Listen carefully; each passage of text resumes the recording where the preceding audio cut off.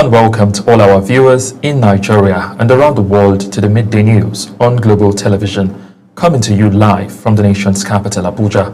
I am Mukhtar Kasim. A quick reminder that Global Television is on DSTV, channel 365, and StarTimes, channel 276. We begin from the presidency telling you that President Bola Tinubu has joined world leaders to attend the opening of the 2025 Aqaba Process Summit in Rome, co-hosted by Jordan's King Abdullah II and Italian Prime Minister Giorgia Meloni to deliberate on counter-terrorism and transnational security. Tinubu's attendance reinforces Nigeria's leadership role in regional stability and its commitment to deepening intellect-sharing partnership across Africa, the Middle East, and Europe. The summit, which conveyed president and defense chiefs from the Sahel to Europe, is focused heavily on coordinated responses to terrorism and insecurity in West Africa.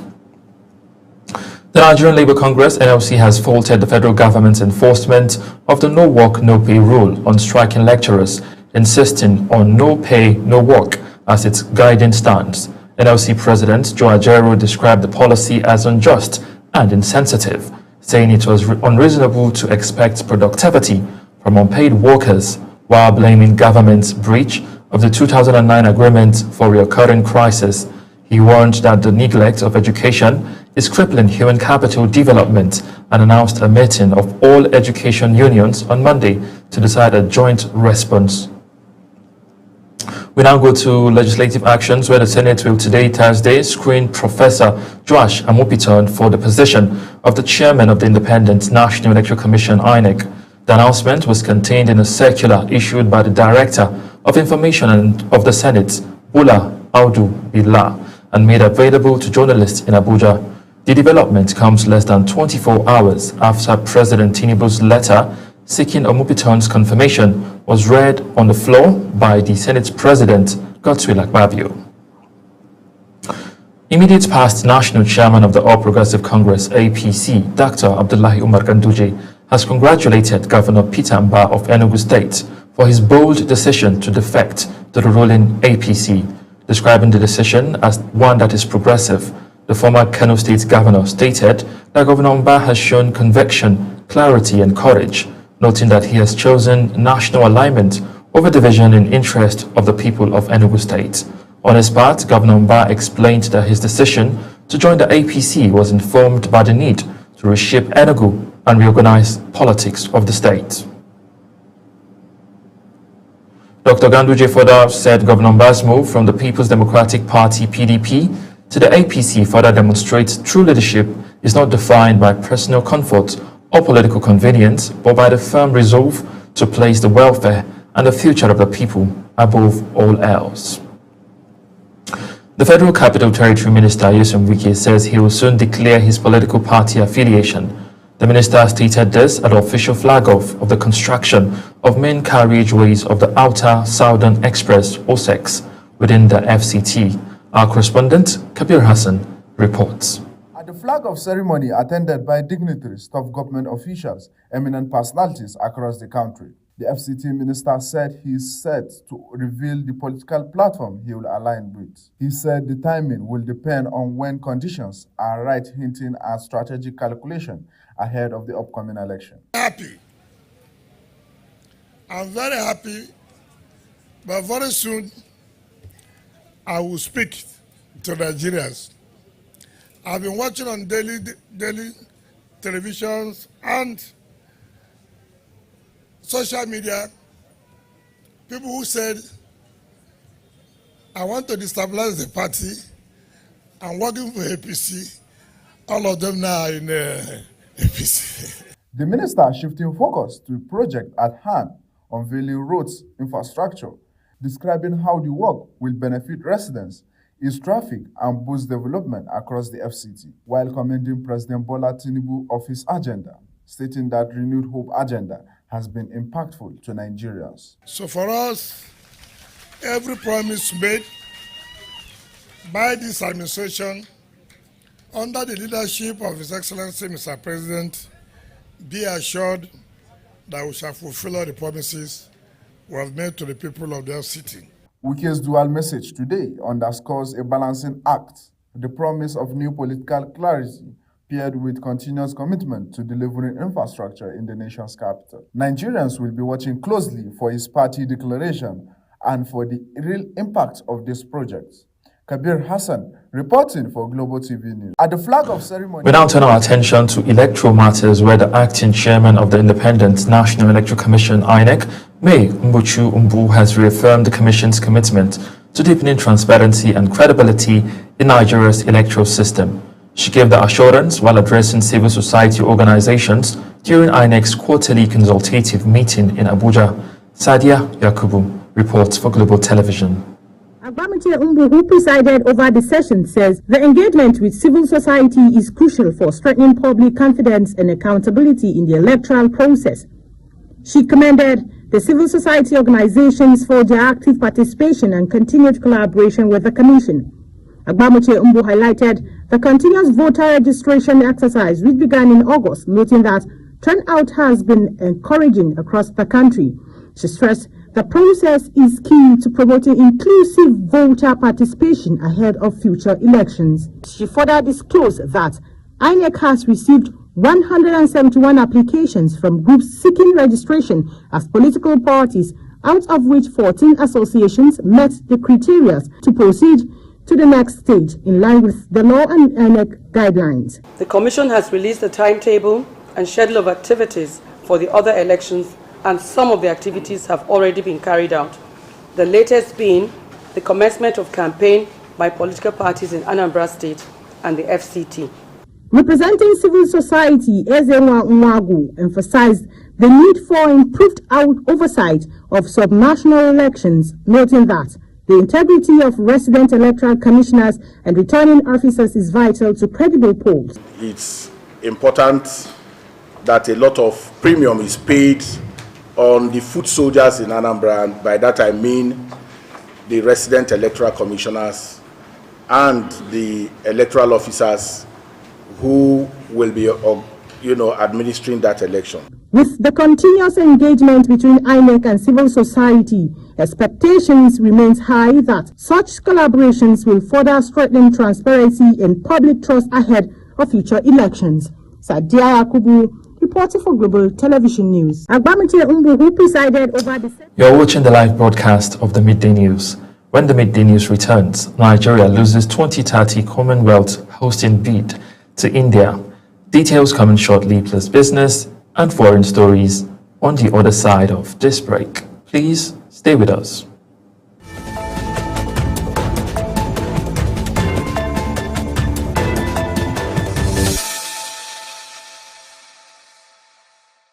You're welcome back from that break, and if you're just tuning in, this is the live broadcast of the Midday News on Global Television, coming to you live from the nation's capital, Abuja. I am Mukhtar Kasim. And now to business news, where Nigeria's headline inflation rate has eased to 18.02% in September, compared to 20.12% in August 2025. This was disclosed by the National Bureau of Statistics on Wednesday, indicating the sixth consecutive month of declaration in inflation. According to the NBS, on a year-on-year basis, the headline inflation rate was 12.68%, lower than the rate recorded in September 2024, showing that the headline inflation rate decreased in September 2025 compared to the same month in the preceding year. Still talking business, the House of Representatives has resolved to investigate the circumstances surrounding the abandoned $35 million modular refinery project in Brass, Bayelsa State, 4 years after huge financial commitments were made to the project without any visible progress. The resolution followed a motion of urgent public importance moved by Billy Usawuru from Edo State. Our National Assembly correspondent, Anita Patrick, gives us the details. At Wednesday plenary, the House mandated the setting up of an ad hoc committee to probe the $35 million investments made by the Nigerian Content Development and Monitoring Board in the proposed Atlantic International Refinery and Petrochemical Limited, and to report back within 4 weeks. The sponsor of the motion, who expressed concern that despite the substantial investment equivalent to cover 50 billion naira, nothing is on ground to show that the refinery ever took off. He lamented that the failure of the project, despite earlier interventions and a petition to the Economic and Financial Crimes Commission in May 2024, raises serious questions about transparency, accountability, and the management of public funds. To see that something urgent and important is done so as to stop this brewing war between Edo State and Delta State. For a station time saves nine. Members unanimously supported the motion describing the situation as a case of monumental economic waste that undermines the federal government's efforts towards energy independence and industrial revitalization. The House therefore urged the ad hoc committee to carry out a thorough investigation into the abandoned project and ensure those responsible for the mismanagement of public funds are brought to account. The committee is expected to submit its findings and recommendations to the House within 4 weeks for further legislative action. Aniete Patrick, reporting for Global TV News. Now, experts have warned that Nigeria's growing food crisis demands urgent and coordinated government intervention, as over 33 million citizens are now facing acute food insecurity. This is a situation recently highlighted by the President of the Senate, Godswill Akpabio. Our correspondent, Zara Unasir, has details. The inability to consistently access safe and nutritious food is tightening its grip on millions of Nigerians. The worsening situation has been linked to multiple factors, including poverty, climate change, conflicts, and rising food prices that continue to push families into hunger. Economic shocks, poor infrastructure, and post-harvest losses further compound the crisis, making it difficult for many households to afford even basic meals. As issues to be addressed. One, why acute hunger? What is the protective mechanisms for the farmer security? Because we can't be talking of food security when we are not talking of the farmer security. What are the implementation factors? What are the indices on this farmer security? What is really farmer security? Because a lot of people don't even know what is farmer security. Professor Ibrahim Abubakar warns that merely declaring a state of emergency on food insecurity will yield little result without a clear master plan and measurable strategies to achieve food sufficiency. The first thing is to bring back the call for farmer security. Let's discuss it. Let's have another roadmap. After all, the first roadmap has already elapsed because it's supposed to be, it has to go back to the drawing board. Modernization has come. So many things have gone obsolete. So it has to bring eggheads together who will discuss these issues. Stakeholders insist that addressing the root causes from climate change and economic instability to limited access to agricultural resources is key to ensuring lasting food security for Nigerians. As millions continue to struggle for daily sustenance, experts say only bold evidence-based policies can reverse the growing hunger trend across the nation. Zahra Nasir, reporting for Global TV News. And now to news making rounds on the foreign scene. The African Union has suspended Madagascar following a coup by an elite army unit that ousted President Andry Rajoelina and installed Colonel Michael Randrianirina as leader. The African Union condemned the power grab as unconstitutional, joining the United Nations and international community in calling for a swift return to democratic rule.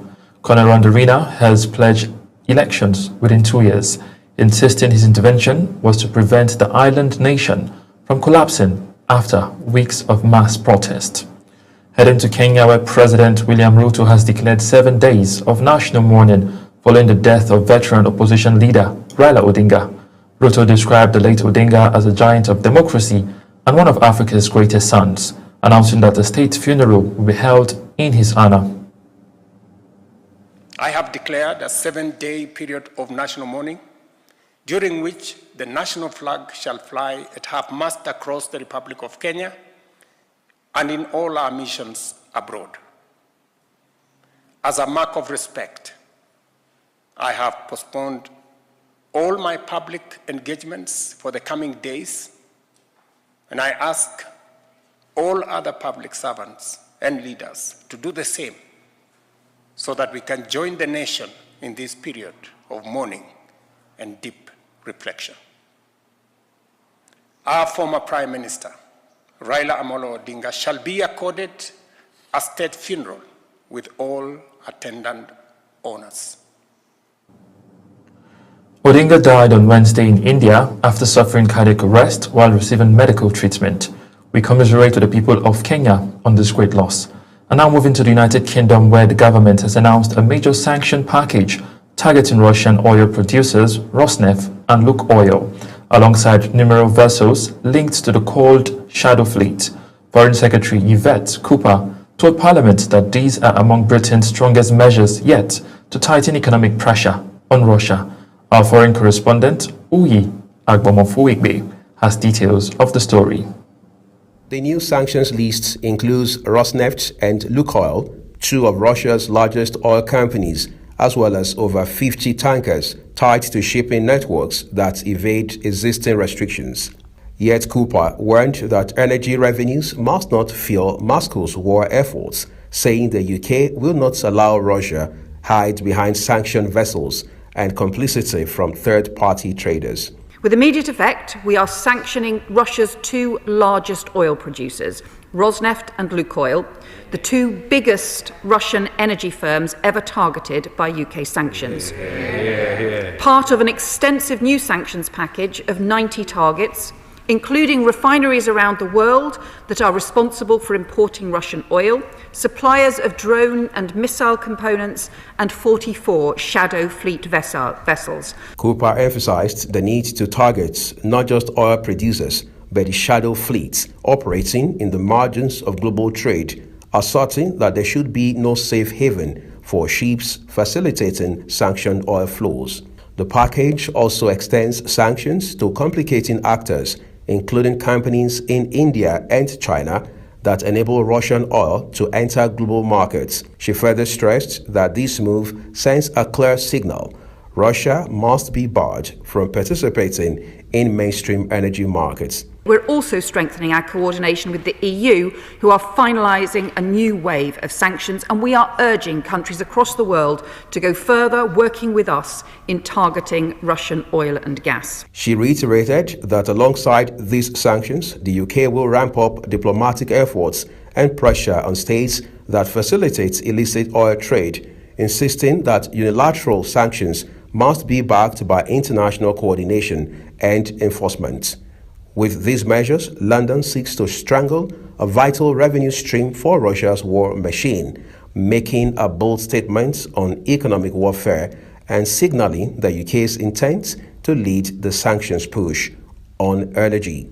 Uyi Agbomofuigbe, reporting for Global TV News. We say a very big thank you to Uyi Agbomofuigbe for that story. We now head to the world of sport, where India's city of Ahmedabad has been chosen ahead of Abuja, Nigeria, to host the 2030 Commonwealth Games, marking the event's centenary edition. Commonwealth Sports said the recommendation will be ratified in the month of November, citing Ahmedabad's strong infrastructure, including the 132,000 capacity Narendra Modi Stadium. It is the second time Abuja has lost the hosting right after missing out on the 2014 Games, while India will stage the event for the second time since Delhi 2010. And now talking football, Argentina has booked a spot in the 2025 FIFA Under-20 World Cup final after edging Colombia 1-0 through a Matteo Silvetti strike in Santiago. Now the Albiceleste will now face Morocco on October 20 as the North Africans became the first team from their region to reach the final after defeating France on penalties. The result gives Argentina an 8th straight final appearance, while Morocco aims to become only the third African nation to win the Youth Championship. Away from football to boxing, where former heavyweight champion Tyson Fury has turned down the prospect of an all-British fight with Anthony Joshua, opting instead for a third showdown with Alexander Usyk. His promoter, Frank Warren, said Fury is determined to avenge his 2 losses to the Ukrainian, maintaining he still has plenty left in the tank, despite speculations about retirement. The decision dims hope of the long-anticipated Joshua-Fury clash even as both fighters near the twilight of their careers. Now that's it on Global TV Midday News. A quick reminder that Global Television is on DSTV, Channel 365, and on Star Times, Channel 276. Kindly follow us across all social media platforms now showing on your screen using @GlobalTVNG. I am Mukhtar Kasim, saying a very big thank you for watching. Good afternoon.